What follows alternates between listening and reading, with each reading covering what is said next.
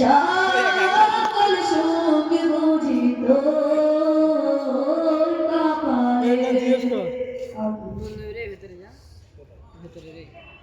Building এ ঢুকে পুরো শেষ করে হাসান তুই এখানে বসছিস হাসানের বলে করতো মনে হচ্ছে কি তাই তো কোথায় বাড়ি? ওই ইয়েতে চলে গেছে।